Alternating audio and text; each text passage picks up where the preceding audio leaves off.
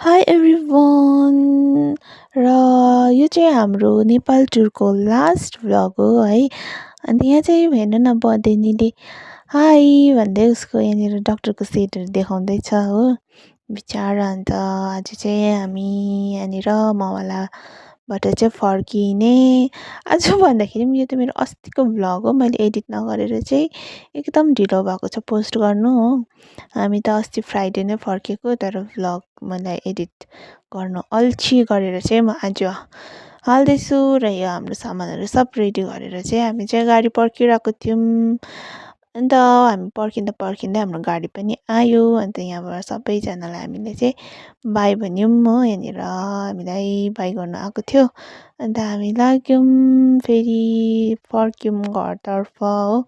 अन्त हाम्रो कति दिन 4-5 दिनको टुर पनि सक्यो। अन्त यहाँ चाहिँ आज योपालि चाहिँ हामीले आउँदाखेरि सबैजना 4जना सेकेन्ड सिटमा सिट पाएर चाहिँ हामी चाहिँ फर्किँदैछौँ। अन्त भन्दा भन्दै बिचमा त मैले भिडियो गरिनँ, सिधै हामी फिक्कल आइपुग्यौँ।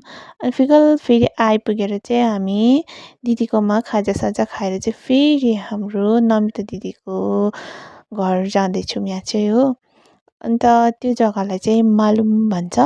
अन्त हामी चाहिँ त्यहाँ जाँदैछौँ दिदीहरूकोमा। अन्त यहाँ हामी पुग्यौँ दिदीहरूकोमा। अन्त मैले चाहिँ यसरी भ्लगहरू गर्दैछु, के बोल्नु बोल्नु हुन्छ। अन्त यहाँ बसेर एकछिन गफसफ गऱ्यौँ। अन्त यहाँ चाहिँ हाम्रो कान्छी दिदीको चाहिँ नानी छोरी हो, कति क्युट न क्युट छ।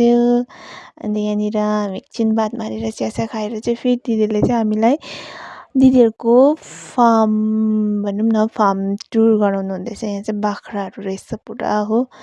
अन्त दिदीले चाहिँ पुरा बाख्राहरू पाल्नु भएको रहेछ यसरी कोठा कोठा बनाएर। अन्त हामी चाहिँ यहाँनिर हेर्दैछौँ, म चाहिँ भ्लग हेर्दै गर्दैछु हो। अन्त हाम्रो बाबा चाहिँ फेरि केटीकेटी जत्तिकै हेर्नुहोस् न यस बाख्रालाई चाहिँ यत्तिकै जिस्काउँदैछ हो, यस्तो गर्छ।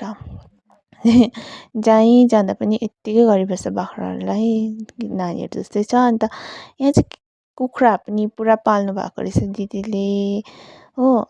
अनि त्यहाँ यहाँ खोरभित्र पनि त्यत्तिकै बाहिर पनि त्यत्तिकै, र बाख्रा पनि यहाँ फेरि बाहिर पनि थियो यसरी हो।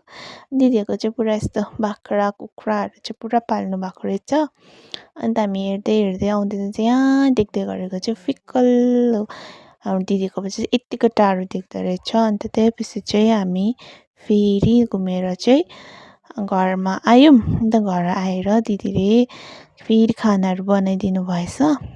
हामी खाँदैनौँ भन्दा पनि दिदीले चाहिँ खानाहरू